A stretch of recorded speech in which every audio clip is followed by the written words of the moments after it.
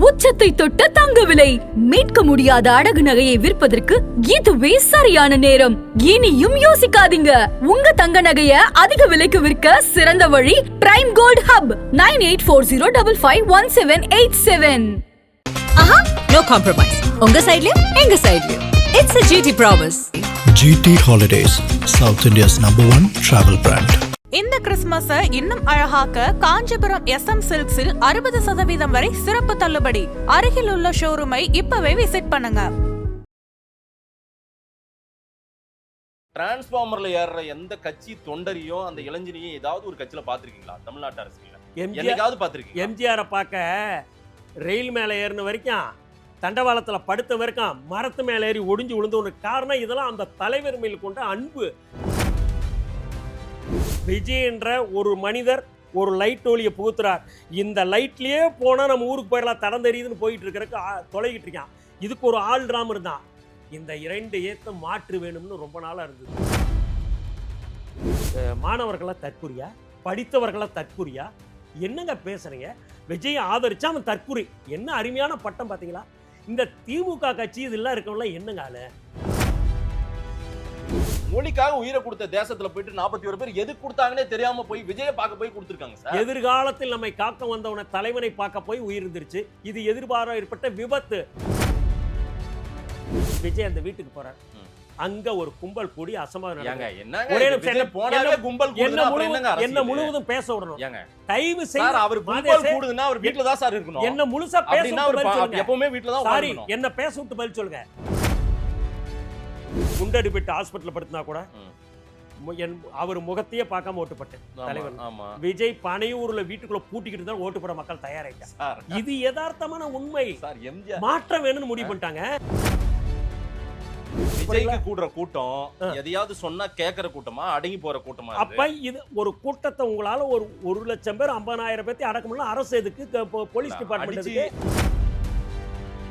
திருச்சி ஏர்போர்ட்ல போறப்ப சொல்றாங்க, இந்த மாதிரி கூட்டத்துல நெரிசல் ஏற்பட்டு 30 பேருக்கு மேல இறந்துட்டாங்களேன்னு சொன்ன அவர் அப்படியே தட்டி கழிச்சுட்டு போறான்னு சொல்றேன்.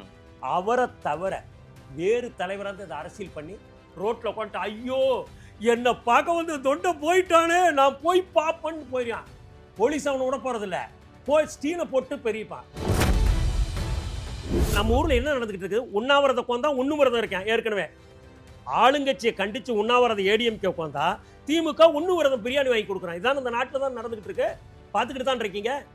விஜய் அன்னைக்கு செஞ்சது தமிழ் மண்ணுக்கு செய்த பெருமை. மீண்டும் அவர் வந்து சம்பவ இடத்துக்கு போயிருந்தால் குறைந்தபட்சம் 4000 பேர் இருந்திருப்பாங்க. ஆதன் தமிழர்களுக்கு வணக்கம். பல்வேறு துறைகளில் ஆக சிறந்த ஆளுமைகளை சந்தித்து நாம் நேர்காணல் எடுத்து வருகிறோம். அந்த வகையில் மீண்டும் நம்மோடு இணைந்திருக்கிறார் விவசாய முன்னேற்ற கழகத்தினுடைய நிறுவன தலைவர் அண்ணன் செல்ல ராசாமணி அவர்கள். அவரிடம் கேட்பதற்கு நிறைய இருக்கின்ற வாரங்களோடமே கேட்போம். வணக்கம் செல்ல ராசாமணி அண்ணன். வணக்கம் ஆதேஷ், எப்படி இருக்கீங்க? நலமறியாவா? விவசாய முன்னேற்ற கழகமே மொத்தமா தெரியுது உங்களுக்கு. முன்னேற்றம், விவசாயம் முன்னேறி கொண்டு இருக்கிறதா? விவசாய பாதுகாப்பு இருக்குதா நாட்டுல? பாதுகாப்பதற்காக போராடி வருகிறோம். இழந்த உரிமைகளை மீட்பெடுக்கிறதுக்கு போராடி வருகிறோம் களத்தில். நீங்க பெரிய போராளி எனக்கு தெரியும். PACL முறைகேடெல்லாம் ஒரு 50 லட்சம் கோடி இந்தியா முழுக்க இந்த பணத்தை ஏமாத்திட்டாங்க அப்படின்ன உடனே அதுக்காக ஒரு மாநாடெல்லாம் நடத்துனீங்க. நாமக்கல்ல ஒரு பிரம்மாண்ட மாநாடு, அதெல்லாம் நான் பார்த்தேன். எனக்கு தெரிஞ்சு உங்களுடைய அடையாளம் அதிமுக அடையாளம். திரு எடப்பாடி பழனிசாமி அவர்களை சிலாகித்து பேசியிருக்கீங்க எங்கிட்டயே பல பேட்டிகள்ல நான் பார்த்துருக்கேன். அதிமுகவுல இருந்து நீங்க அம்மையார் ஜெயலலிதாவின் காலத்திலேயே நீங்க நீக்கப்பட்டிருந்தாலும் ஆனாலும் உங்களுக்கு அந்த அதிமுக பாசம் விட்டு போகவே போகாது. ஆனா சமீபத்திய நாட்கள்ல உங்களுடைய பேச்சுக்கள், உங்களுடைய செயல்பாடுகள்லாம் விஜயை நோக்கி இருக்குது. அது விவசாய முன்னேற்ற கழகம் விஜய் பக்கம் ஏதோ போகுது, விஜயோட நெருக்கம் காட்டுறாங்க, விஜயை சந்திக்க நேரம் கேட்டிருக்கிறதாலாம் எனக்கு தகவல்கள் வந்தது. அதான் என்ன விஷயம்னு தெரியல. ஏன் அதிமுக பாசம் உங்களை வெளியேற்றி நீங்க ஒரு விவசாய முன்னேற்ற கழகம், அதிமுக வந்து எங்களுடைய உயிர் நாடின்னு எல்லாம் சொன்னவங்க எல்லாம் இன்னைக்கு விஜய் பக்கம் போறதுனால நீங்களும் விஜய் பக்கம் அப்படியே போயிடுவோம் அப்படின்னு நினைக்கிறீங்களா? எதுக்காக விஜய் பாசம் திடீர்னு வந்திருக்குது? பாசம் இல்லை. இப்போ எப்படின்னா எல்லாமே மாற்றம் தான். மாற்றம் இல்லாமல் எதுவுமே கிடையாது. காலத்துக்கு தகுந்த மாதிரி மாற்றம். தொடர்ந்து பார்த்தீங்கன்னா 70 ஆண்டுகளுக்கு தமிழ்நாட்டில் வந்து காங்கிரஸ் தான் ஆட்சி ஆண்டுக்கிட்டு வந்தாங்க. காங்கிரஸ் விட்டா வேறு கட்சியே இல்லைன்ற நிலை இருந்த காலத்தில் தான் பேரறிஞர் அண்ணா அவர்கள் பெரியாற்றிருந்து வந்து இதை இயக்கமாக மாற்றி ஒரு இயக்கமாக இருந்தது, கட்சியாக உருவாக்குறார், திராவிட முன்னேற்ற கழகமாக. மாணவர்கள் எல்லாம் ஊக்குவித்து ஹிந்தி எதிர்ப்பு போராட்டத்தை கையில் எடுத்து ஒரு ஆட்சி மாற்றத்தை கொண்டு வந்தார். அதுபோல் இன்றைக்கி பார்த்தீங்கன்னா அதன் பிறகு புரட்சித் தலைவர் எம்ஜிஆர், அவருடைய இடத்தை யாருமே பிடிக்க முடியாது. இந்த உலகத்திலேயே கொடுத்து கொடுத்து சிவந்த கரங்களுக்கு சொந்தக்காரர் எம்ஜிஆர் இடத்தை யாரும் பிடிக்க முடியாது, யாரும் நெவர். ஆனா செல்லராசாமணி என்ன சொல்லி வச்சிருக்கீங்க தெரியுமா? எம்ஜிஆருடைய மறுரூபமா இன்னைக்கு விஜய பாக்குறாங்கன்னு சொல்றீங்க. நீங்க சொல்றேன், அதாவது எப்படி இதெல்லாம் சொல்றீங்கன்னு எனக்கு ஒண்ணும் புரியல. யதார்த்தமான உண்மையை ஒத்துக்க தெரியாதவன் ஒரு முட்டாள் யாருமே. இன்னைக்கு நான் சொல்றது என்ன, ஒரு தர்மம் பண்றதோ மற்றதுலேயோ எம்ஜிஆருக்கு நிகர் யாருமே இல்லை. ஆனா அன்றைய மாணவர்கள், ஏழை எளிய மக்கள், பாமர மக்கள் புரட்சி தலைவர் எம்ஜிஆர் முகத்தை பார்த்தார்கள். அவருடைய செயல்பாடுகள், அவருடைய ஏழைகளுக்காக செய்த உதவிகள், தான் திரைப்படத்தில் ஈட்டிய பணத்தை எல்லாம் மக்களுக்காக செலவு செய்து ஏற்றுக்கொண்டு எம்ஜிஆர் பின்னால் லட்சக்கணக்கான மக்கள் அணிதிரண்டார்கள். இன்னைக்கு அதே எழுச்சி விஜயின் பின்னால் படித்த இளைஞர்கள், குறிப்பாக பெண்கள், குடும்ப பெண்மணிகள். நாமக்கல்ல பார்த்தீங்கன்னா அன்னைக்கு ஒரு பெண் தன்னுடைய கணவர் வச்சுக்கிட்டு சொல்றார், 20 ஆண்டு காலம் நான் விஜயை காதலிக்கிறேன், இதெல்லாம் அவருக்காக உயிரை இதெல்லாம் ரசிக்கிற வார்த்தையில உணர்வுகளை வெளிப்படுத்துறத கொச்சப்படுத்த கூடாதுங்க. அதாவது எப்படின்னா அவரை ரசிக்கிற, அவரை வந்து நான் அந்த அளவுக்கு பாக்குறேன்றாங்க. என் புருஷனை விட எனக்கு விஜய் தான் ரொம்ப பிடிக்கும்னு சொல்றது எல்லாம் ரசிக்கிறது, அது நல்லாவா இருக்குது? அது காதலிக்கின்ற அன்பு. நீங்க வந்து வேற அஃபெக்ஷனா எடுத்துட்டு போயிடக்கூடாது, கூட்டிட்டு ஓடுறது இல்ல. அவர் அந்த அளவுக்கு தலைவர் ஸ்தானத்துல புருஷனை விட விஜய் தான் பிடிக்கும்ன்றது அந்த அளவுக்கு அவர் காரணம். ஒரு சினிமா கரிஸ்மான்னு ஒன்று இருக்கு, அது வேற. ஆனா இன்னைக்கு அவருக்கு கூடுகின்ற கூட்டம் தன்னெழுச்சியாக வருகின்ற கூட்டம், ரசிகர் கூட்டம். ரசிகரா இருந்தா அவ கன்வெர்டட் டு பொலிட்டிக்கல் தொண்டன், 2 வருஷம் கண்டிப்பா ஆயிட்டான். இல்லைன்னா வரமாட்டான், பார்த்தோன்னா போயிடுவான், வரமாட்டான் எங்கேயுமே. அதாவது ரசிகர்கள், கமலஹாசன் கட்சி ஆரம்பிச்சார்ல, கமலஹாசன் கட்சி ஆரம்பிச்சார்ல. நான் இத்தனைக்கு சினிமா துறையில பாத்தீங்கன்னா விஜயோட அந்த காலத்துல நான் கமலஹாசன் ரசிகன். சரி, உண்மையாலுமே சரி. ஆனா அந்த கமலஹாசனால அந்த பார்ட்டி கொண்டு போக முடிஞ்சா? அவருக்கு இவ்வளவு கூட்டம் வந்தா? அவரை விட ஒரு நடிகர் இல்லை நடிப்பு துறையில், ஆனா அவரால் முடியலையே, இடத்த பிடிக்க முடியலையே. எத்தனையோ பேர் சினிமாவில், ராஜேந்தர், பாக்கியராஜ், யாரோ கட்சி ஆரம்பிச்சாங்க, இந்த இடத்த பிடிக்க முடியலையே. இன்னைக்கு எல்லாமே என்ன ஒரு தவறான, இப்ப ஊடக விளையாடலாம் சொல்றது என்னன்னா, விஜய்க்கு ரசிகர் கூட்டம், கைத்தட்டெல்லாம் ஓட்டா மாறிடாதுங்கிறாங்க. ஒரு காலத்துல புரட்சி தலைவர் இப்படிதான், இவர் கட்சி ஆரம்பிச்ச இவரால் என்ன பண்ண முடியும் அப்படின்னா, அது முற்றிலும் தவறான. நீங்க எம்ஜிஆரோட விஜயை ஒப்பிடுறதே சரியா இருக்குமா? அந்த மாஸ் அவருக்கு ஏங்க, மற்ற நான் சொல்லிட்டேன் சார், மாஸ் கூட்டம் எல்லாருக்கும் கூடும் சார். ஈகை குணம் மற்றதுல வந்து இந்த மண்ணுலகில் யாருமே எம்ஜிஆருக்கு நிகர் இல்லை, அவரோட மேட்ச் பண்ண முடியாது. நான் மாசம் மட்டும் சொல்றேன், கிரவுட் புல்லிங் என்ன எம்ஜிஆருக்கு இருந்தோ அதே தான். இன்னும் சொல்லப்போனா புரட்சி தலைவர் எம்ஜிஆர் சினிமாவில் நடித்த காலத்துல வாட்ஸ்அப்பில் இது மாதிரி ஊடகவியலாளர்லாம் கலந்துரையாடல் வாய்ப்பு கிடையாது. பாமர மக்கள் உண்மையின அப்படியே நம்பின காலம், படிப்பறிவு கம்மி.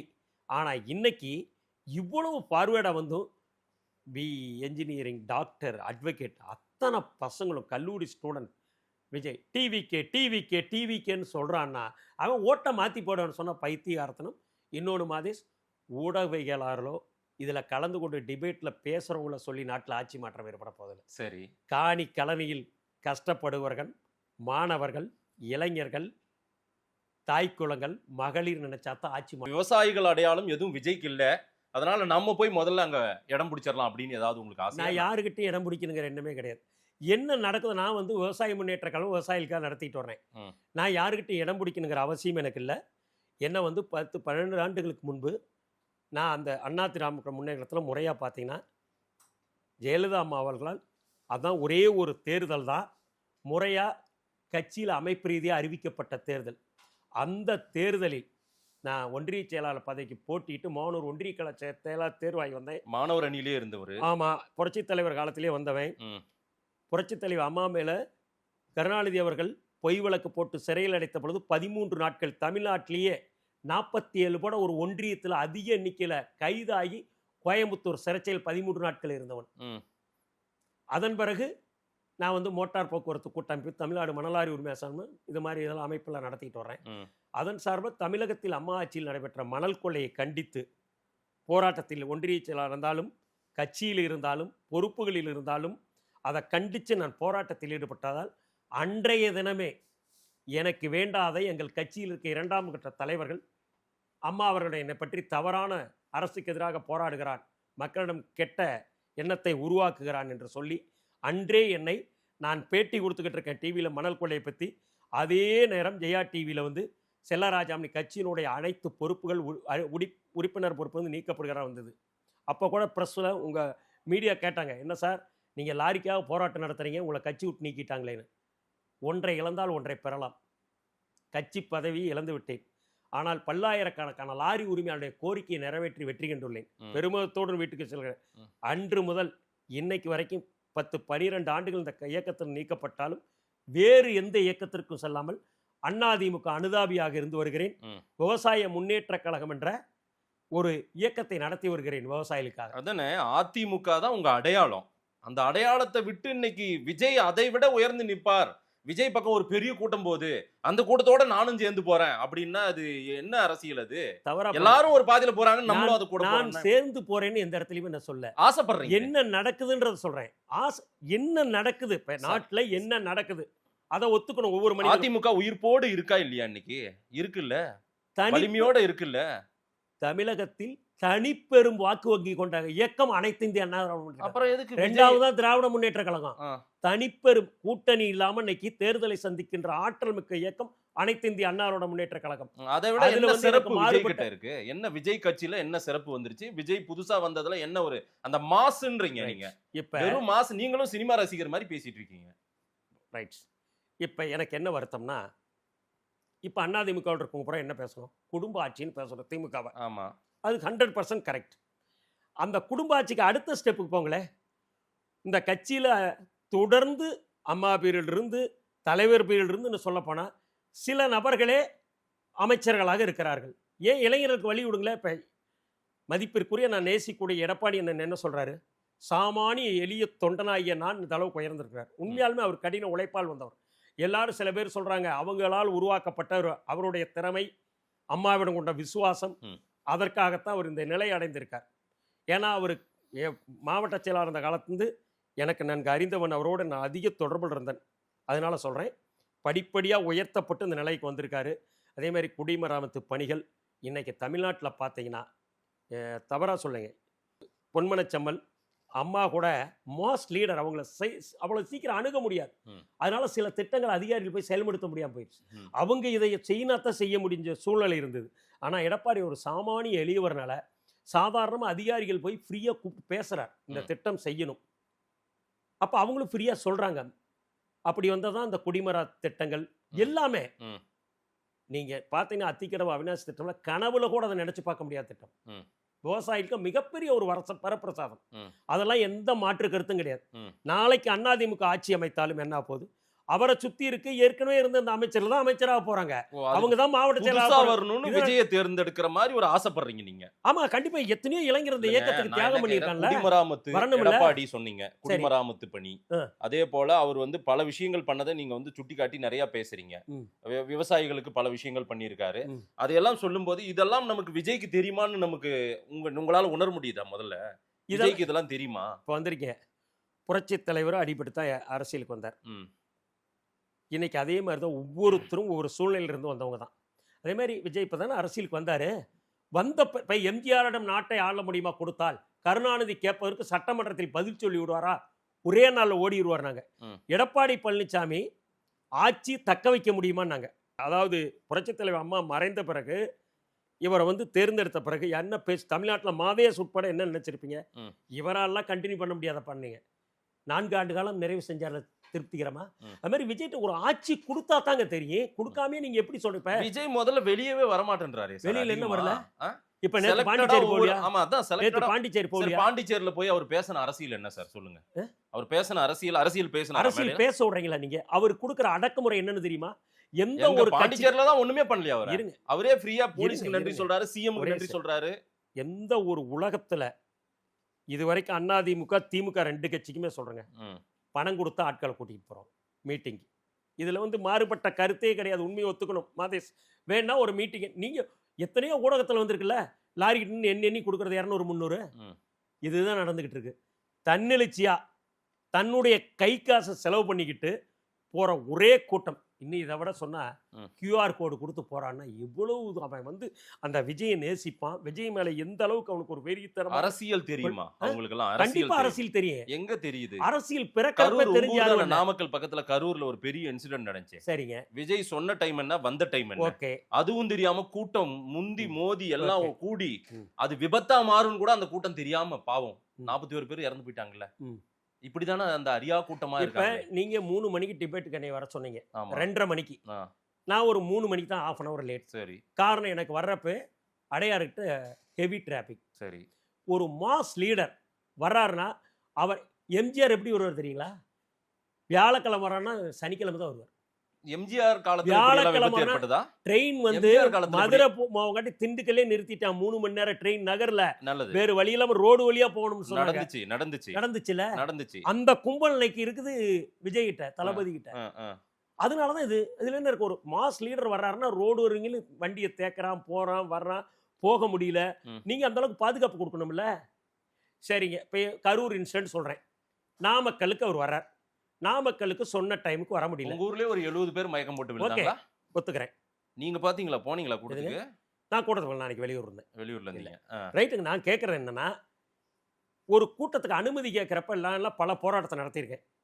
இன்னைக்கு இந்த இடத்துல ஒரு கூட்டம் நடத்துகிற இதை கண்டித்து அப்படின்னு எங்களுக்கு இந்த இடத்தை ஒதுக்கி தருமாறும் தகுந்த பாதுகாப்பு அளிக்க வேண்டி கேட்டுக்கொள்கிறது தான் ப்ரேயர். ப்ரேயரை பாதுகாப்பு கேட்கறது தான் உங்கள்கிட்ட கேட்குறேன். இடம் எந்த இடம், அந்த இடத்துக்கு நீங்கள் பாதுகாப்பு கேட்கணும் தான் கேட்குறோம். பாதுகாப்பு கொடுக்க வேண்டியதாரு காவல்துறை, ம். அரசு. ரைட். இப்போ எடப்பாடி பழனிசாமி அதே இடத்துல பரப்புரை பண்ணார். ஆமா. எடப்பாடி பழனிசாமிக்கு வர்ற கூட்டமும் விஜய்க்கு வர்ற கூட்டமும் ஒன்றா? இது பாமரங்கிட்ட கேட்டால் கூட தெரியும். இப்போ அவருக்கு 10,000 பேர் 20,000 பேர் கூடுறான்னா விஜய்க்கு 1,00,000 பேர் கூடுறான். இல்லங்க, அப்ப அதுக்கு 10,000 தகுந்த பேர் தான் கூடுவாங்கன்னு நீங்க வந்து இது பர்மிஷன் கேக்குறீங்க. பர்மிஷன் யாருமே எந்த கட்சியில் என்ன தெரியுமா கேட்போம்? 5,000 பேர் வந்தாலும் 500 பேர்னா தான் பர்மிஷன் கொடுப்பான்னு எல்லாருமே இது யதார்த்தமா எழுதி கொடுக்குறது.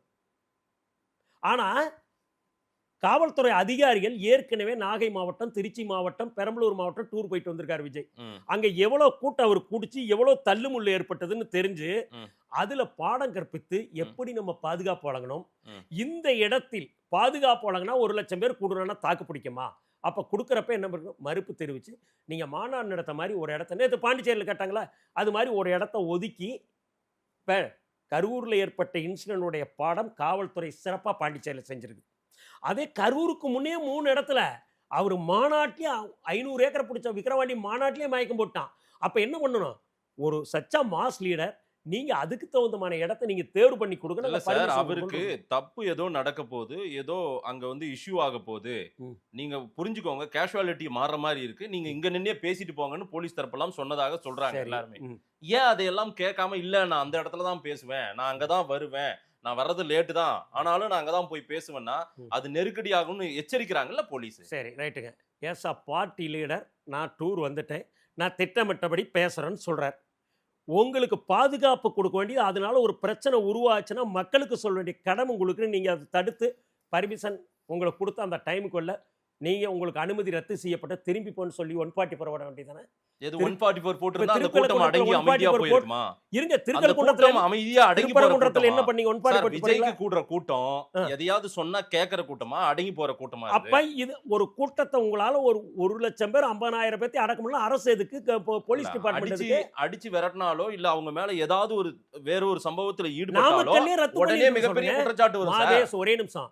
நாமக்கல் விட்டு டவுன் விட்டு வெளியில வர்றப்ப அவரை தடுத்து நிறுத்தி போகாம திருப்பி சார், அனுப்பி நாமக்கல்ல இருந்து அவர் வெளியேறி கரூர் வரும்போதே அவரை தடுத்திருக்காங்க சார். சொல்றாங்க, தயவு செஞ்சு நீங்க சீக்கிரம் போங்க, உங்க ஆட்கள் காலையில 5 மணில இருந்து அங்க நின்னுட்டு இருக்காங்க, நிலைமை மோசமா இருக்குன்னு அறிவிச்சிருக்காங்க. பல மீறி முறை வர்றாரு. சொல்லியிருக்காங்க. இரு, உங்க இதுலயே மீறி தான் வராரு. மீறி வர்றாரு. வராரு. அப்ப காவல்துறை வந்து ஒரு வீட்டுல போய் ஒருத்தர் திருடம் போனா அங்க உள்ள போக கூடாது தடுத்து நான் அப்படிதான் திருடணும் விட்டுட்டு இருப்பீங்களா? இது யாரு விஜய் பொறுப்புங்க? இதுக்கு பொறுப்பே இல்லையா? அனு- கரூர் சம்பவத்துக்கு பொறுப்பு விஜய் இருக்கு, பொறுப்பே இல்லையா? பொறுப்பு. இது வந்து எதிர்பாராம நடக்கிறது. இது யாருமே திட்டமிட்டு செய்யறதல்ல. இல்ல, ஒரு நல்ல தலைவன். இருங்க நான் சொல்லிடுறேன். நான் உங்க ஊர் பக்கத்துல நடந்தது கரூர் சொல்லுங்க. incident. நேரா நீங்க அங்க வந்ததால நான் வரேன். சொல்லுங்க.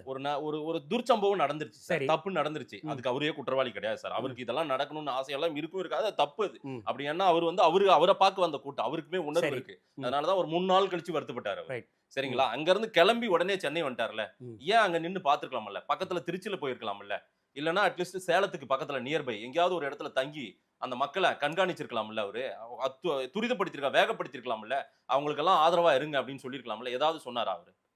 மாதேசுக்கும் மனசாட்சி இருக்கும் என்று நினைக்கிறேன், தவறா நினைக்கூடாது. அந்த இடத்துக்கு அவர் மனிதநேயத்துக்கு சொந்தக்காரர், மனிதநேயத்துக்கு கட்டுப்பட்டவர், உயிர்களை மதிக்க தெரிந்தவர்னால தான், அந்த உயிரினுடைய வேல்யூ என்ன தெரிஞ்சதுனால தான் அந்த இடத்துக்கு போகாமல் வந்தார். அதுதான் மிகப்பெரியது. இன்னைக்கு இருக்க அதிமுக திமுக மற்ற கட்சி மாதிரி இருந்தால் அதை வச்சு அரசியல் பண்ணுறதுக்கு. இப்போ நீங்கள் என்னைக்கு சொன்னீங்க, திருச்சி ஏர்போர்ட்டில் போகிறப்ப சொல்கிறாங்க இந்த மாதிரி கூட்டத்தில் நெரிசல் ஏற்பட்டு 30 பேருக்கு மேல செத்துட்டாங்க, 30க்கு மேலே இறந்துட்டாங்களேன்னு சொன்னேன். அவர் அப்படியே தட்டி கழிச்சிட்டு போகிறான்னு சொல்கிறேன். அவரை தவிர வேறு தலைவராக இதை அரசியல் பண்ணி ரோட்டில் உட்காந்துட்டு ஐயோ என்னை பார்க்க வந்து தொண்டை போயிட்டானே நான் போய் பார்ப்பேன்னு போயிடான். போலீஸ் அவனை விட போகிறதில்ல, போய் ஸ்டீனை போட்டு பெரியப்பான். ஆனால் விஜய் அங்கே போயிருந்தா அந்த ஹாஸ்பிட்டல் அவங்களுக்கு அங்கே போய் ட்ரீட்மெண்ட் கொடுக்குற அளவுக்கு அங்கே சூழ்நிலை இருக்குமா? இன்னும் எத்தனை ஆயிரம் பேர் திரண்டிருப்பான். இங்க பாருங்க, மீண்டும் ஒரு உயிர் பலி ஆகக்கூடாது என்று தெரிஞ்சிருக்கலாம். உண்மையாலுமே சொல்றேங்க, விஜய்க்கு அரசியலுக்கு அப்பாற்பட்டு மனித நேயத்துக்கு சொந்தக்காரங்க அந்த ஒரு இன்சிடென்ட் போதும். அந்த இடத்துல அவர் எடுத்ததுதான் மிகப்பெரிய ஒரு, அதாவது எப்படின்னா பிரசன்ஸ் ஆஃப் மைண்டுங்கிறது, ஒரு உயிரினுடைய வேல்யூ என்னன்னு தெரிஞ்சுதான் அவர் அங்கிருந்து போயிட்டு. அவங்க கட்சிக்காரன் கூட எல்லாருமே எல்லாம் பூரா அடுத்த சில நாட்கள் அப்படியே இல்லாம காணாமல் அந்த கட்சிக்காரன் அங்க போனா என்ன ஆக போகுது? ஏற்கனவே திராவிட முன்னேற்ற கழகத்தை அங்க திட்டமிட்டு அவர்களை உங்களால ஆயிடுச்சுன்னா அடிப்பான், இன்னும் மீண்டும் கலவரம் தான் ஏற்படும். புத்திசாலித்தனம்.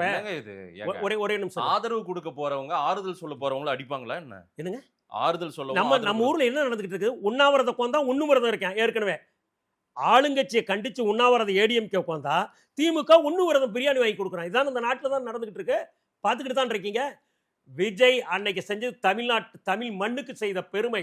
மீண்டும் அவர் வந்து சம்பவ இடத்துக்கு போயிருந்தால் குறைந்தபட்சம் 4000 பேர் இருந்திருப்பான்.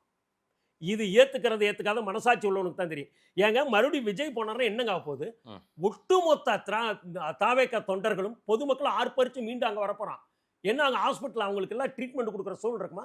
மருத்துவமனையெல்லாம் தாக்கப்படும் பெரிய இஷ்யூ. இது ஒரு கட்டுப்படாத கூட்டமா இருக்கு. அப்போ விஜய் கூட இருக்கிறாங்களா? கட்டுக்கடங்காத கூட்டம், கட்டுப்படாத வேற, ரெண்டுக்கு வித்தியாசம். கட்டுக்கடங்காம என்ன சார்? Uncontrollable sir. கட்டுக்கடங்காத கூட்டம் இல்ல சார், அதெல்லாம் லா அண்ட் ஆர்டர் போலீஸ் பாத்துப்பாங்க சார். தமிழ்நாடு போலீஸ் இப்பதான் வந்து டிரான்ஸ்ஃபார்ம்ல ஏறதுக்கு எதுக்கு அலோவ் பண்றீங்க?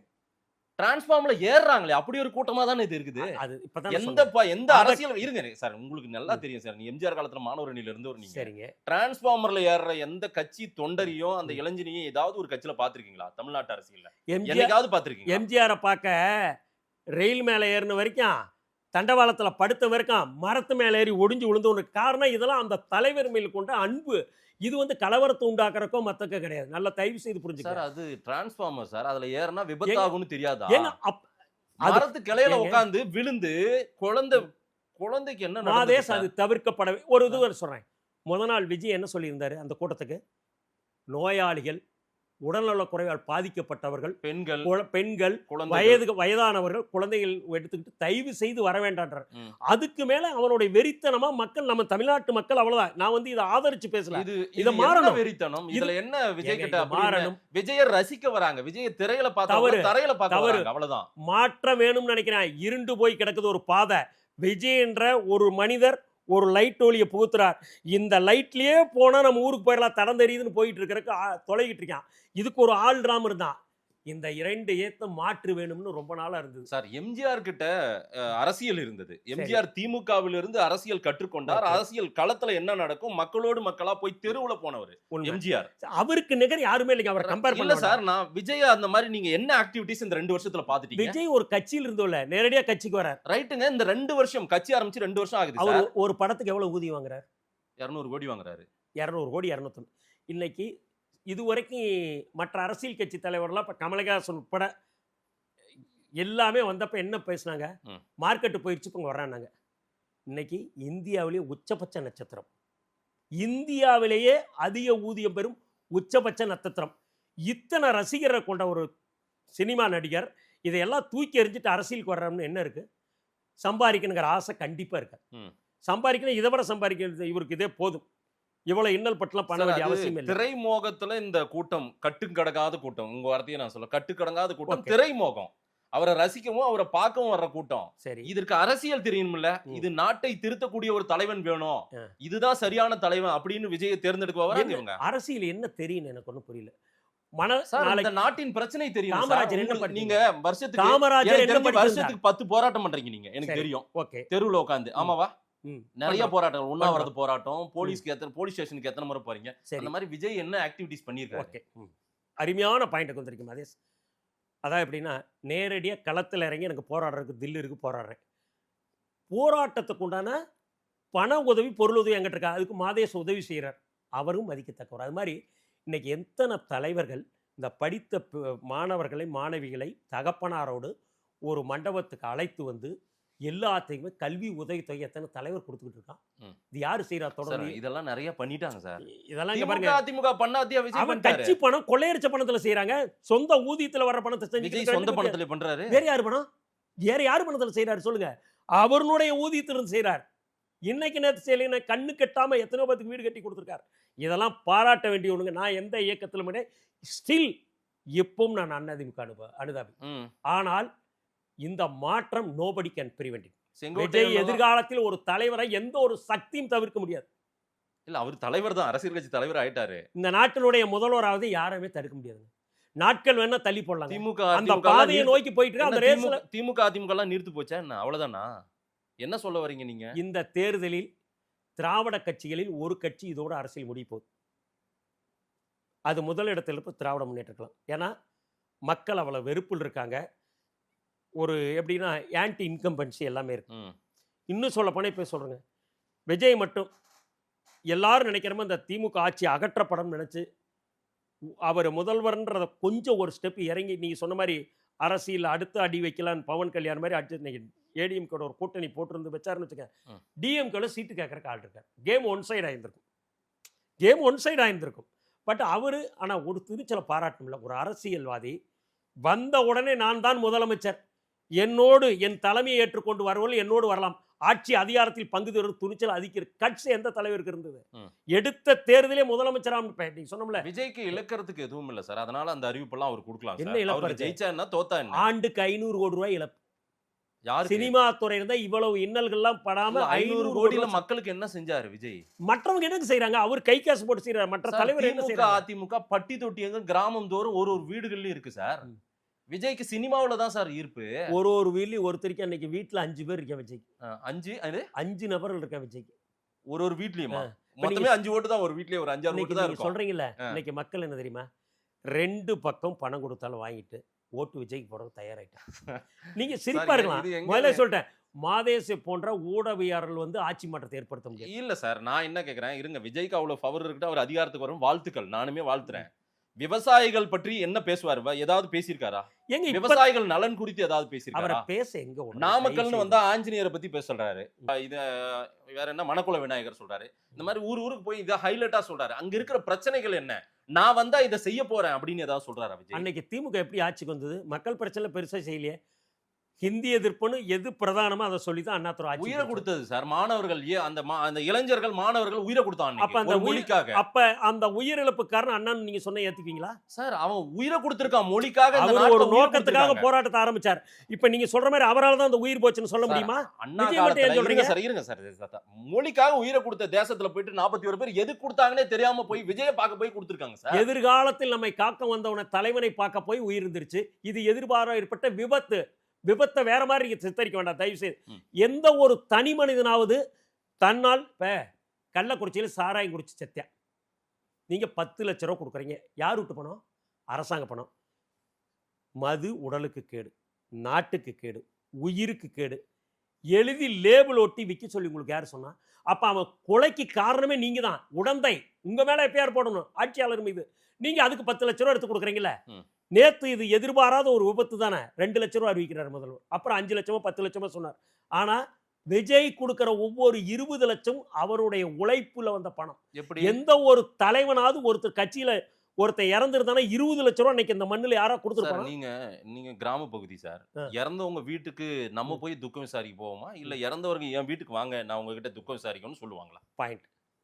விஜய் அந்த வீட்டுக்கு போறார்.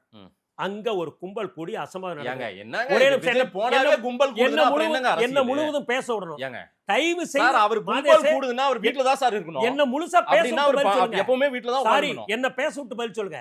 அந்த இடத்துக்கு போற சூழ்நிலைக்கு நாங்க பாதுகாப்பு கொடுக்க தயார்ன்றது அவர் போக தயார்.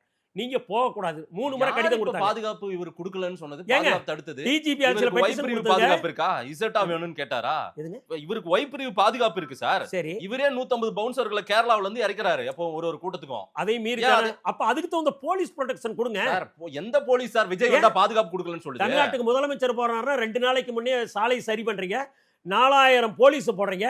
ஸ்டாலின் அவர்களுக்கு விஜய்க்கு வர்ற கூட்டத்துல 10ல் 1 மடங்கு வருதா? அதுக்கு அவ்வளவு போலீஸ் போடுறீங்களா?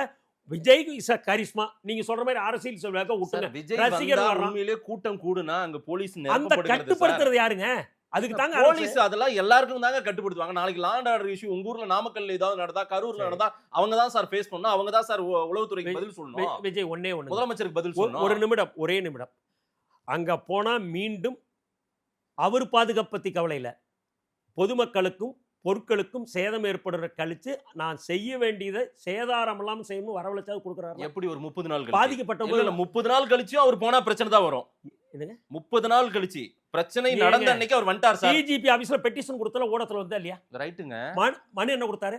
நான் பாதிக்கப்பட்டவரை நேரில் சந்தித்து ஆறுதல் சொல்லி நிவாரணம் வழங்க செல்கிறேன். ம். எனக்கு அனுமதியும் பாதுகாப்பு ஒரு மாதிரி கொடுத்தார். ம். தற்போது உள்ள சூழ்நிலை அப்படி எல்லாம் எதுவுமே கொடுக்கல சார். கொடுக்கல. டிஜிபி ஆபீஸருக்கு பாருங்க. தயவு வேணா நான் நீங்க வேணா கேளுங்க. நாளைக்கு என்ன விட உங்களுக்கு பவர் இருக்கு. இல்ல சார், அவங்க முறையா எதையுமே நீங்க மனு கொடுங்க கேளுங்கன்னு எல்லாம் சொல்றாங்க. நான் என்ன கேக்குறேன், விஜயால 30 நாள் கழிச்சு அங்க போக முடியல. அவர் எங்க போனாலும் கூட்டம் கூடும். சரி, எங்க போனாலும் அதுக்கு போலீஸ் பாதுகாப்பு கொடுக்கணும். இப்படி பயந்துகிட்டே இருந்தாலும் எப்படி சார் அரசியல் பண்ண சரி. முடியும்? நீதிக்கு அவர் வந்தாவே கூட்டம் கூடும்னா எப்படி சார் இது? எந்த அப்புறம் நாடு எப்படி சார் அரசியல்ல சாதிக்க ஒரு முடியும்? தலைவரை பார்க்கறதுக்கு எத்தனாயிரம் பேர் போறது யாரு தடுத்துதான் வரலாறு இது வரைக்கும் இல்ல. ம். விஜய் அவர்களுக்கு மட்டும்தான் QR கோடு கொடுத்து 5000 பேர் தான் வரணும்ல ரெஸ்ட்ரிக்ஷன் இந்த ஒரு தலைவருக்கு தான் அப்படியெல்லாம் பண்றாங்க. QR கோடு வச்சு நீங்க 5000 பேர் தான் சேர்க்கணும், 2000 பேர் தான் சேர்க்கணும் அப்படின்னு எல்லாம் சொல்ல. இப்ப பாண்டிச்சேரியில என்ன நடந்தது? பாண்டிச்சேரியில QR ஆமா, கோடு. பாண்டிச்சேரியில அவ்வளவுதான் சேர்க்கப்பட முடியும்னு சொல்லிட்டாங்க. அவங்க சரி. அந்த போலீஸ் அம்மா சொன்னாங்களா? கிளியரா சொன்னாங்களா? ரைட். இசா சிங் என்ன சொன்னாங்க? சரி, சார் நீங்க எவ்வளவு கேட்டீங்களோ அதை நாங்க பாத்துக்கிறோம். எங்களுக்கு சரி. நீங்க ரூல்ஸ் போடாதீங்கன்றாங்க. ஏன்னா சொல்றேன். ஏற்கனவே 40 பேர் உங்களால தான் ஓகே. செத்தாங்கன்னு உங்களை தயவு செய்து மாதேஷ் நீங்க அது மாதிரி அவங்க சொல்லக்கூடாது. அப்படிதான் சொன்னாங்க. நீங்க ஆங்கிலத்துல அது மாதிரி சொல்லக்கூடாதுங்க.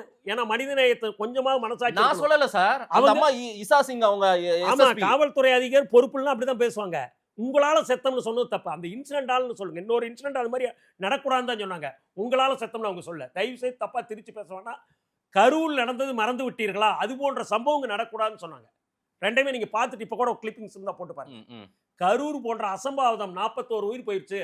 அது மாதிரி இங்கேயும் நடக்கிறதுக்கு நான் அனுமதிக்க மாட்டேனாங்க. சரி. அப்ப நான் அது விஜயால போயிருச்சுன்னு அவங்க சொல்றாங்க. அது மாதிரி சம்பவம் இங்க வேண்டாம், கட்டுப்பாடா போங்கன்றாங்க. கொஞ்சம் கொஞ்சமா கட்டுப்பாடுக்கு உள்ள வருவாங்க அந்த கூட்டம் அப்படின்னு பார்த்தா ஒரு நாளுமே அது நடக்காத மாதிரியே இருக்கு. மீண்டும் மீண்டும் அது தள்ளுமுள்ளாவே இருக்கு, பிரச்சனையாவே இருக்குது. ஒவ்வொரு முறையும் போலீஸ் தரப்பு ஒரு அறிக்கை கொடுக்குறாங்க, நீங்க இப்படிதான் வரணும், இப்படிதான் போகணும்னு. சரி, விஜய் தரப்பும் ஒவ்வொரு முறையும் கூட்டம் நடந்தும் போது சரி. அவங்க ஒரு 4 பக்கம் அறிக்கை கொடுக்குறாங்க.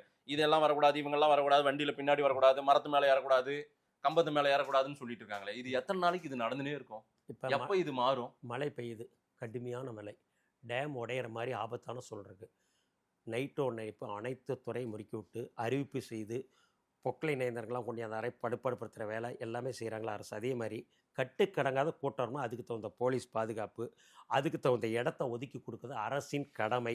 அந்த உயிரிழப்பு ஏற்பட்டதுக்கு அந்த மாவட்டத்தினுடைய காவல்துறை, மாவட்ட ஆட்சித்தலைவர், அரசு தான் பொறுப்பேற்கணும். விஜய் எந்த வகையிலும் பொறுப்பல்ல. ஒன்னே ஒன்று, திட்டமிட்டபடி அந்த நேரத்திற்கு அவர் போயிருக்கலாம்.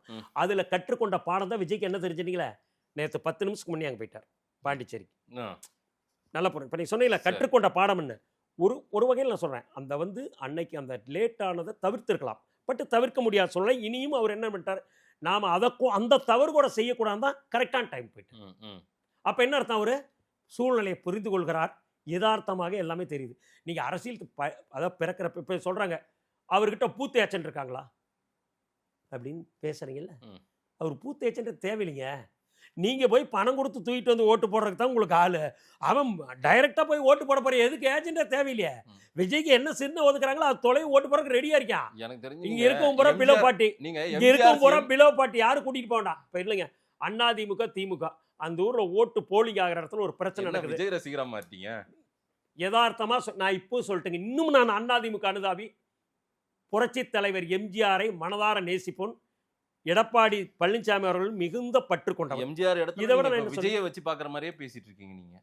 இப்போ சொல்றேங்க, கிரௌடு பிள்ளைங்கள எம்ஜிஆருக்கு நிகர் அவர் தான். அதை நீங்க ஏத்துக்கிற ஏன்னா அன்னைக்கு கூட டெக்னாலஜி இல்லைங்க. இன்னைக்கு இவ்வளோ எம்ஜிஆர் படத்தில் அன்னைக்கெல்லாம் தேட்டரில் எங்கள் ஊரில் ஒரு படம் பார்த்தா பாலசுப்ரமணிய தேட்டர்னு ஒன்று இருந்தது. ஒரு அம்மா லேடி இருக்காங்க. அந்த அம்மா சினிமாவுக்கு போகிற அன்னைக்கு படத்துக்கு சில பேர் போக மாட்டாங்க. ஏன்னா நம்பியாரும் எம்ஜிஆர் கத்தி சண்டை போடுவாங்க. பிஎஸ் வீரப்பா பின்னாடி வந்து எம்ஜிஆர் அடிக்கிற மாதிரி வருவான். இந்த அம்மா அங்கே இருந்துட்டு என்னம்பாங்க, ஐயோ ஐயோ உங்களை அடிக்க வரையான் தம்பி தம்பின்னு கத்துவாங்க. ஆமாம், ஏன்னா அவங்களுக்கு விவரம் தெரியல. உண்மையாலுமே சினிமாவை நிஜம் நினைச்சாங்க. ஆனால் இன்னைக்கு அது மாதிரி சீன் வந்து போர் அடிக்கிற பாஸ்வேர்ட் தள்ளி விடுறாங்கிற காலத்தில் விஜய் எத்தனை பேர் நேசிக்கிறான். அப்போ தற்குறிங்கிறீங்களே, மாணவர்களாக தற்குறியா, படித்தவர்களாக தற்குறியா, என்னங்க பேசுறீங்க? விஜயை ஆதரிச்சா அவன் தற்குறி. என்ன அருமையான பட்டம் பார்த்தீங்களா? இந்த திமுக கட்சி இதெல்லாம் இருக்கவங்கள என்னங்க ஆளு? இப்போ ஒரு சின்ன உதாரணத்தை பேசுவோம். திருப்பரங்குன்றம் எதையும் பகுத்தறிந்து பாருங்க. தமிழை வந்து எதையுமே ஒரு ஒரு தொலைநோக்கு பார்வையோட பாக்குறவங்க. அதே போல இங்கு வந்து படித்த மேம்பட்ட சமூகமா நம்ம மாறணும்னு ஒவ்வொரு நாளும் அதை கடத்தி கொண்டு போயிட்டு இருக்கும்போது நீ பாட்டுக்கு ஒரு சினிமா மனப்பான்மையிலேயே இருக்கியே, அதனால அவங்க அந்த பேரை வச்சு கூப்பிடுறதையா இது வருது அந்த இடத்துல. ஏன் மற்ற தலைவர்கள்லாம் போனால் உடனே பிரச்சாரத்துக்கு அனுமதி கொடுத்துறீங்க, நிபந்தனை கொடுக்க? விஜய்க்கு மட்டும் வளர்ச்சியை கண்டு பயப்படுகிறீர்கள், அஞ்சுகிறீர்கள். அதுக்கு ஒரே ஒரு பார்சியலாக செயல்படுறேன். திருப்பரங்குன்றத்தில் ஜஸ்டிஸ் சுவாமிநாதன் ஒரு உத்தரவு கொடுத்தார். அதாவது நீதிமன்றத்தில் எப்படின்னா ஜட்ஜை விமர்சிக்க முடியாது, தீர்ப்புகளை விமர்சிக்கலாம். அவர் கொடுத்த தீர்ப்பு தீபம் ஏத்தனை தூண்டல. அது தப்பாக இருந்தால் மேல்முறை ரைட். நீங்கள் நான் மேல்முறையீடுக்கு போகணும், அவகாசம் வேணும் அப்படின்னு கேட்குறீங்க. அந்த தீர்ப்பை நடைமுறைப்படுத்தலை. கரூரில் கோயில் நிலத்தில் குடியிருக்காங்க, அது எவிக்ஷன் பண்ணி அதே மதுரைக்கில் தான் உயர்நீதிமன்றம் உத்தரவு போட்டுது. இதாவது ஒரு தீபமேற்ற பிரச்சனை, அதில் ஆயிரக்கணக்கானோர் பட்டா வாங்கி கோயில் நிலத்தில் பட்டா வாங்கி இருக்கிறான், வீடு கட்டிட்டான், தொழிற்சாலை கட்டிட்டான். அதை இடிக்க சொன்னாங்கல்ல. முதல்வர் மக்கள் மேலே அக்கறை இருந்தால் என்ன பண்ணியிருக்குது? இத்தனைக்கு கோயில் இருந்தானா இருக்கட்டும், நாங்கள் அப்பீலுக்கு போகிறவங்களுக்கு டைம்னு அதை போய் நிறுத்தி இருக்கணும்ல. போலீஸ் போய் அவ்வளோ அராஜகம் பார்த்தீங்களா? அதில் ஈவன் கூட்டணி கட்சி இருக்க ஜோதிமணி எம்பி கூட போராடினாங்க, அதிமுக எம்பி விஜயபாஸ்கர் போராட்டம், திமுக ஒன்றியச்சாலும் போய் அதில் போராடுறாங்க. அப்போ மக்களுடைய எண்ணங்களை உணர்ந்து அதுக்கு ஏன் நீங்கள் அவ்வளோ அவசரப்படுத்துறீங்க? நாங்கள் என்ன சொல்லியிருக்கணும், உயர்நீதிமன்றத்தில் நாங்கள் அப்பீலுக்கு போகிறோம், மக்களை வெளியேற்றக்கூடாது இப்போதைக்கு அப்படின்னு சொல்லியிருக்கலாமே. இதுதான் பார்ஷியாலிட்டி. விஜய்க்கு ஒரு நியாயம், மற்ற தலைவருக்கு ஒரு நியாயம். இதான் நடக்குது. இல்ல விஜய் இதையெல்லாம் சரியா இப்படி கொண்டு வாங்க, நீங்க ஒரு அரசியல் கட்சி தலைவர்னா இப்படிதான் இருக்கணும், நீங்க சட்டத்தை ஃபாலோ பண்ணுங்கன்னு சொல்றது அங்க தப்பா? இப்போ அவர் என்னங்க சட்டத்தை ஃபாலோ பண்ணல? சட்டத்தை ஃபாலோ பண்ணாம ஒரு தலைவனாக இருந்தால் நான் தினம் வெளியில் வரும்போது தினம் ஆயிரக்கணக்கான போய் சாவு காரணமாயிருவாங்க. அவ்வளவும் விட்டுட்டு வீட்டோட இருக்காரு. என்னை நான் புரட்சி தலைவர் என்ன சொன்னார், இதில் குண்டடிபட்டு ஹாஸ்பிட்டலில் படுத்தினா கூட அவர் முகத்தையே பார்க்காம ஓட்டுப்பட்டேன் தலைவர். விஜய் பனையூர்ல வீட்டுக்குள்ள பூட்டிக்கிட்டு தான் ஓட்டு போட மக்கள் தயாராயிட்டார். இது யதார்த்தமான உண்மை. மாற்றம் வேணும்னு முடிவு பண்ணிட்டாங்க. நல்லா புரிஞ்சுங்க, கரிஸ்மா ஒண்ணு மாற்றம் வேணுங்கிறப்ப என்ன பண்ணுவீங்க? இல்ல அந்த மாற்றத்துக்கு விஜய் தான் சரியானாலா? ஏன் சரியில்லைங்க? கொடுத்து ஒரு பைக் ஓட்ட தெரியுமாங்கிற கொடுத்து பார்த்தா தாங்க பைக் ஓட்டுவானா இல்லையா? போய் விபத்து ஏற்பட்டுனா உனக்கு ஓட்ட தெரியல சொல்ல, பைக் எடுக்காட்டி உனக்கு தெரியுமான்னு அது என்னங்க இது? எந்த வகையில நியாயம்? இல்ல இந்த இளைஞர் கூட்டத்தை ஒரு வேற ஒரு பார்வை வைக்கிறாங்க. எல்லாமே சரியா தானே பேசுறாரு. என்ன பேசல? சரியா பேசுன வரைக்கும் என்ன பேசல சொல்லுங்க. என்ன அரசியல் நான் வந்தா இதை பண்ணுவேன் அதை பண்ணுவேன் எல்லாமே சொல்லிட்டு தான் இருக்காரு. அது மீறி கேட்டா கொள்கைங்கிற கொள்கை ரைட்டு. தேர்தல் அறிக்கையில் என்ன சொன்னீங்க? நாங்கள் வந்தால் திராவிட முன்னேற்ற கழகம் ஆட்சி அமைத்தால் லிட்டருக்கு 5 ரூபாய் டீசலை குறைப்பேன். நீங்க சொன்ன வாக்குறுதியை செஞ்சுட்டு நிறைவேற்றிட்டீங்களா? பெட்ரோல் குறைச்சாங்கல்ல, பெட்ரோலுக்கு 3 ரூபா, டீசலுக்கு 5 ரூபா குறைக்கணும், 1 ரூபா கூட குறைக்கல. இப்ப நான் என்ன சொல்றேன்னா, அது மாதிரி பொய் வாக்குறுதியை அவர் கொடுக்க விரும்பல. எங்கிட்ட ஆட்சி கொடுத்து பாருங்க, மக்களுக்கானதை சேவை செய்யறதுதான் ஆட்சின்றார். ஒரே கொள்கை அதான். சும்மா அவரை போய் கொள்கை என்ன என்ன கொள்கை? கொள்ளையடிப்பதா கொள்கை? பொய்ய சொல்லி கொள்ளையடிக்கிற கொள்கையா? ஒருத்தர் ஆரியருங்கிறான், ஒருத்தர் திராவிடருங்கிறான். நாட்டில் இதுதானே ஓடிக்கிட்டு இருக்குது, வேற என்ன ஓடுது? அவர் எதுக்குமே இல்லைங்கிறாரே. விஜய் ஒரு கலப்படமா இருக்காரு, எதுவுமே ஒரு தெளிவில்லாம இருக்காரு, ஒரு குழப்ப அரசியலை கொண்டு வர பார்க்கிறாரு, மீண்டும் ஒரு பிற்போக்குத்தனமா கொண்டு போறாரு இந்த இளைஞர்களை. எவன் ஒருவன் வளர்ச்சி அடைகிறானோ அந்த வளர்ச்சியை பொறுக்காதவன் இது மாதிரி தான் சேர்த்த ஒரு சுத்துவாங்க. இதுதான் யதார்த்தமான உண்மை. இன்றைய தினத்தில் தமிழ்நாட்டில் வருங்காலத்தில் கண்டிப்பாக ஒரு அரசியல் சக்தியாக உருவெடுத்து விட்டார். அதை தடுக்கிற சக்தி யாருக்குமே கிடையாது. உங்க ஊர் செங்கோட்டைன்னு எல்லாம் ஒரு மூத்த தலைவர் எம்ஜிஆர் காலத்து அரசியல்வாதி, அவரெல்லாம் தாவேக்கா போனதெல்லாம் சரின்னு நினைக்கிறாங்களா மக்கள்? அங்க நீங்களாம் அது சரின்னு உடன்படுறீங்களா? இப்போவும் நான் அதிமுக அனுதாபின்னு நீங்க உணர்வா சொல்றீங்க, சரிங்களா? என்னதான் விஜய் கிட்ட ஒரு ஒரு ஒரு மாஸ் இருக்குன்னு உங்களுடைய கருத்து இருந்தாலும் அதிமுக அனுதாபின்றத பதிவு செய்றீங்க.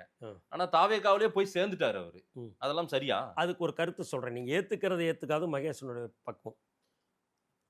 அதிமுகன்றது புரட்சி தலைவர் எம்ஜிஆரால் ஆரம்பிக்கப்பட்டு அம்மா அவர்களால் வளர்க்கப்பட்ட இயக்கம்.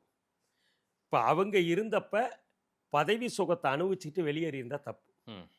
நல்லா புரிஞ்சுக்கணும். அவங்க பீரியடு முடிஞ்சு போச்சு. இப்போ இன்னொரு தலைவர் வரப்போ அந்த தலைவரை பிடிச்சி, இப்போ எனக்கு எடப்பாடி பிடிக்குது, நான் அந்த கட்சியில் என்ன வந்து சில சக்தியில் போய் சேர்றதுக்கே தடுத்தனால நான் வெளியேறி விவசாய முன்னேற்ற கழகம் தொடங்கி ஓட்டிக்கிட்டு இருக்கேன், இல்லைன்னு சொல்ல, நடத்திக்கிட்டு இருக்கேன். ஆனால் அவருடைய நிலைமைக்கு அங்கே ஒத்துவல்ல, வெளியேறாரு. அதனால அவரை பேசுறது என்னை பொறுத்த வரைக்கும் தப்பு.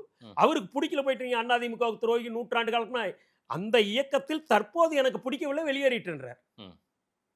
நான் எடப்பாடி கண்மூடித்தனமாக ஆதரித்தால் கூட அந்த இடத்துல செங்கோட்டையனும் தப்பு நான் சொல்ல மாட்டேன். அவருக்கு பிடிக்கல, அவர் வெளியேறிட்டார்.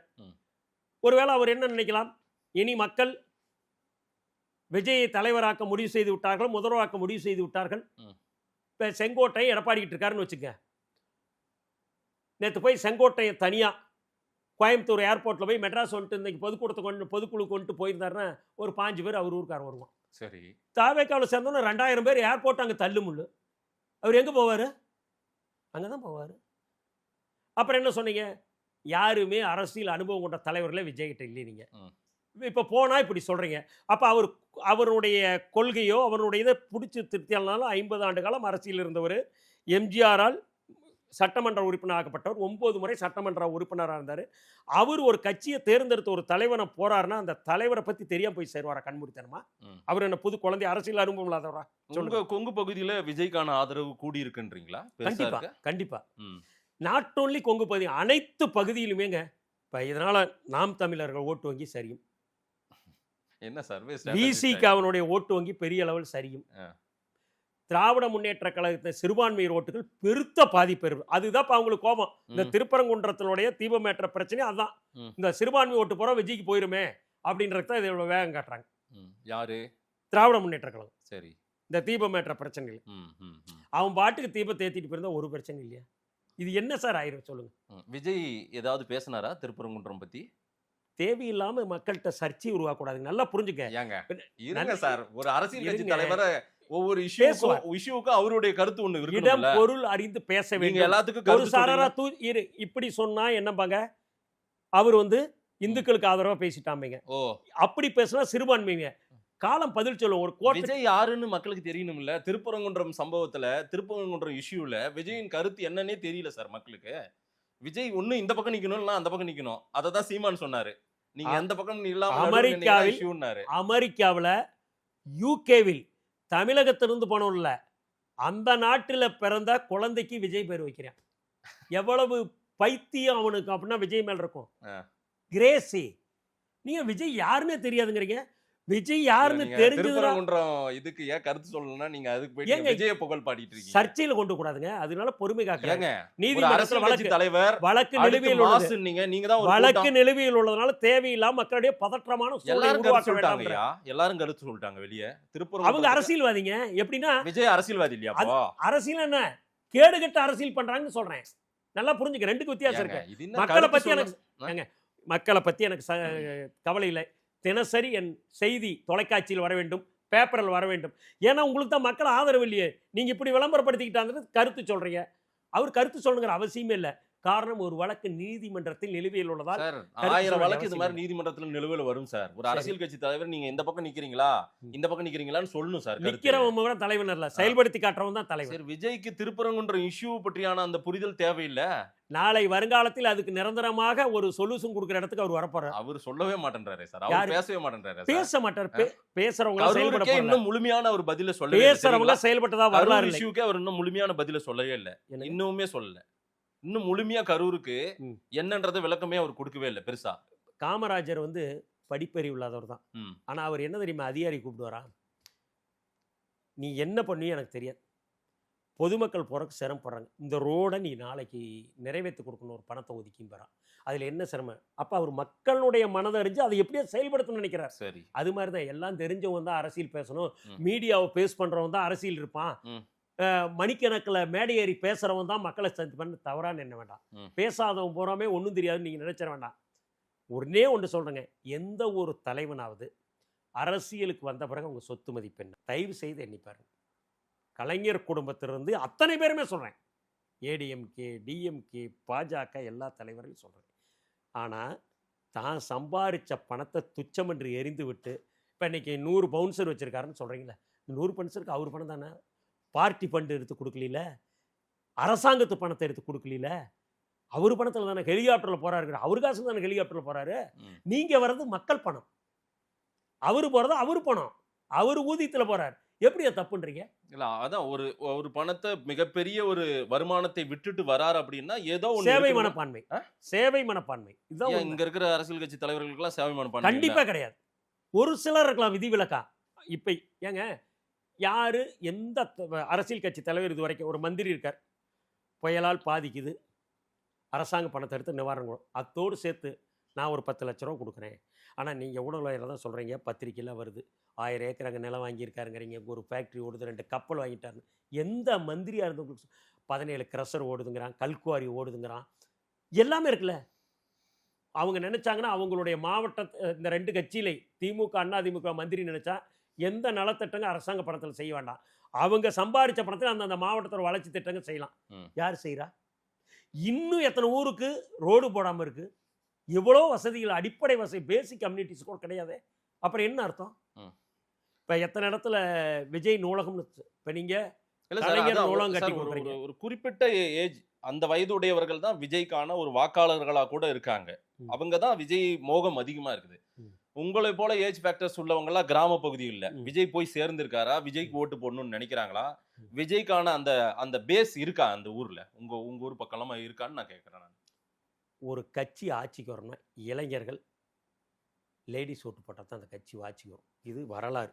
அந்த வாக்குகளை கன்சாலிடேட் பண்ணணும், கொண்டு வந்து அந்த பக்கெட்ல ஓட்டிங் பேலட்ல ஓட்டு விழணும். ரைட்டுங்களா? திமுக அதிமுக அதை ஸ்ட்ரக்சரா பண்ணுவாங்க. அதுவும் திமுக எல்லாம் இந்த எஸ்ஐஆர் வந்த பிறகாக எதிர்த்தாங்க. எதிர்த்துட்டும் அவங்க போய் கூடவே நின்றுக்கிட்டு அந்த வேலையெல்லாம் செஞ்சுக்கிட்டே அவங்க என்ன செய்யறாங்க, நாங்க இதுலயே நாங்க தேர்தல் வேலையும் பாதி பண்ணிட்டோம் அப்படின்றாங்க. ஓகே, அவங்க பாருங்க அந்த வாக்குகளை கன்சாலிடேட் பண்றதுக்கு என்ன வேலையோ அதை அருமை அருமை. விஜய் என்ன சொல்றாருன்னா, எனக்கு கன்சாலிடேட்டே பண்ண வேண்டாம், நீ பண்ணி வைக்கிறவனே எனக்கு தான் ஓட்டு போடுறாங்க. இதான் அடிப்படை.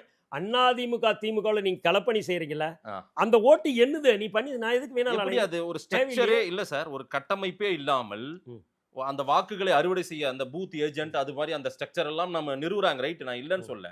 ஆனாலும் அதையும் மீறி எனக்கு ஆட்டோமேட்டிக்காவே அது வந்துரும் பாருங்க, அலையில அடிச்சுன்னு வந்துரும் பாருங்க என் பக்கம் அப்படின்னு சொல்ற மாதிரி இருக்கு.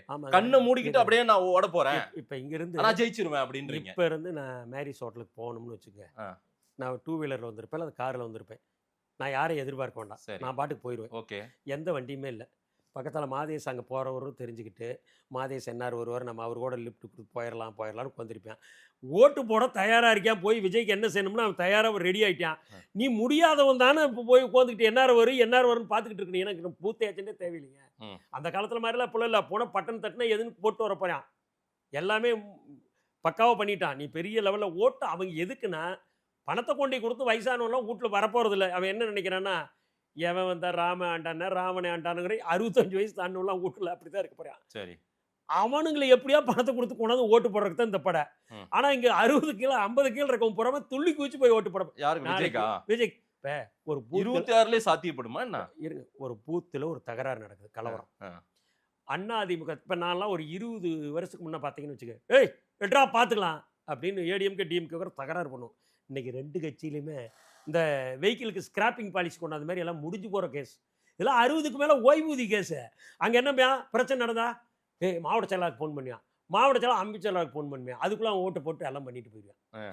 இவன் ஏடா பார்த்துக்கலாம். நாளைக்கு பாருங்க டாமினேஷன் யார் இருக்கான்னு, அங்கே யார் இருக்கான்னு பாருங்க. பூத்துக்கு முன்னாடி இவன் 2 பேர் பின் வாங்கிக்கான், அவன் தான் முன்னிலை இருக்கான். நீங்க ஏர்போர்ட்ல செங்கோட்டையனுக்கு வந்த அந்த 2000-3000 பேர் கூட்டத்தை பார்த்துட்டு, ஓ செங்கோட்டையனுக்கு இவ்வளவு கூட்டம் கூடுது, நம்மளும் விஜய் ஆதரவு கொடுப்போம். தலைவர் புரட்சி தலைவர் பொன்மன செம்மல் மவுண்ட் ரோட்ல பதவி ஏத்தனைக்கு 20 லட்சம் பேர் புண்ணியம். சரி, அதெல்லாம் நம்ம யாராலையும் செய்ய முடியாதுங்க.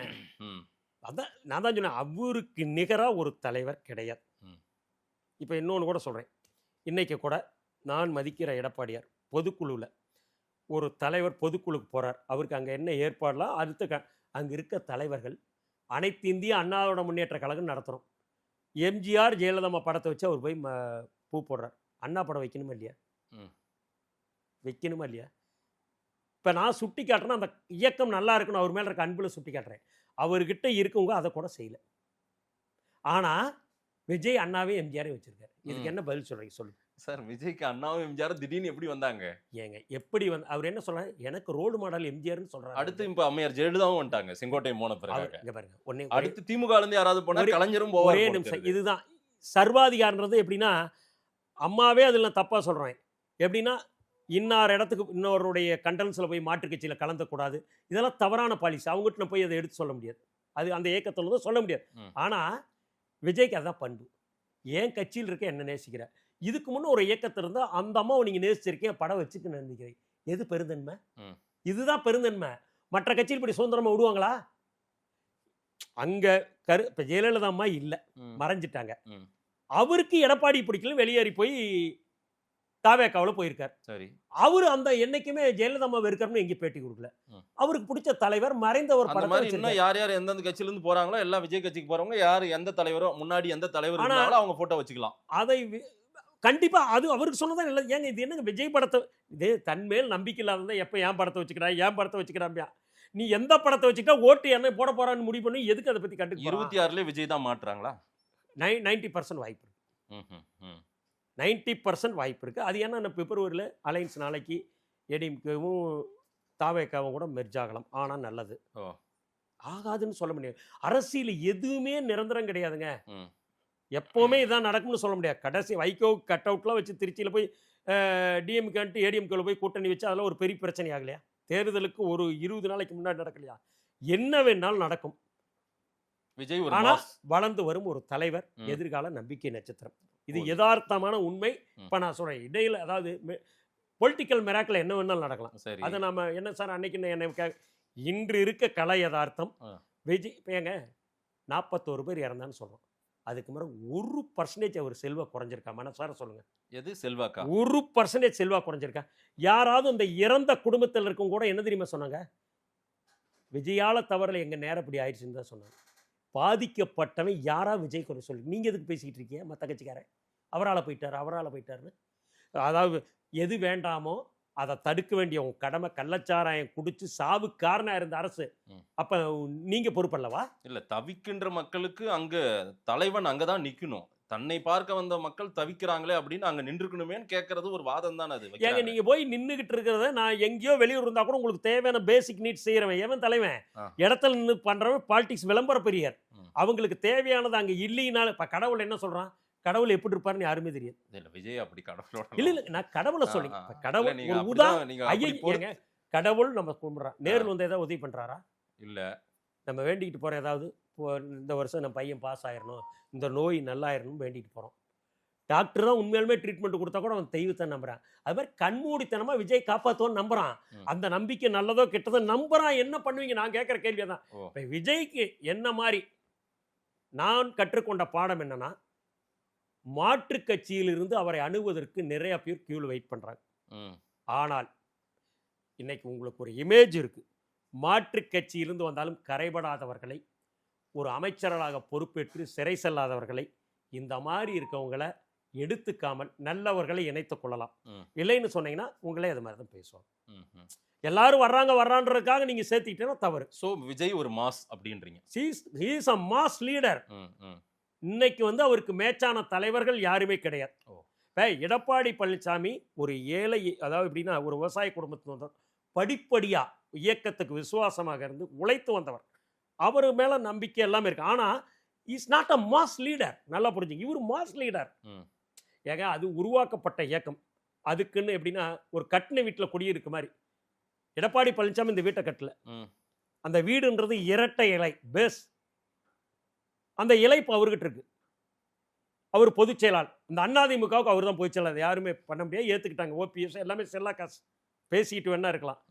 இவர் இன்னும் கட்டி முடிக்க, அண்ணா சொன்னார்ல பார்லிமெண்ட்ல, நீங்கள் கட்டி முடிக்கப்பட்ட கோபுரம் நான் கட்டுவதற்காக குவிக்கி வைக்கப்பட்டுள்ள ஒரு செங்கல்னார். கன்னி பேச்சில் அண்ணாதுரை பேரறிஞர் அண்ணா சொன்ன மாதிரி இப்போதான் விஜய் வர்றாரு அரசியலுக்கு. இப்போ நீங்களாம் பதவி சுகத்தை ஏற்கனவே அனுபவிச்சுட்டீங்க, ஒரு கட்டமைப்பை ஏற்படுத்தி வச்சுட்டீங்க. வந்திருக்காரு, இனிமே தான் செய்வார். பார்க்கலாம் செய்வாரான்ட்டு. நிறைய விஷயங்கள் நீங்க சொல்லியிருக்கிறத மக்களுக்கு கொடுப்போம். நேரில் வந்து நேரம் கொடுத்து பேசியமைக்கு நன்றி செல்லராசாமணி அண்ணன். மகிழ்ச்சி மாதேசை மீண்டும் நிறைவேறி பிறகு சந்தித்ததில். நன்றி.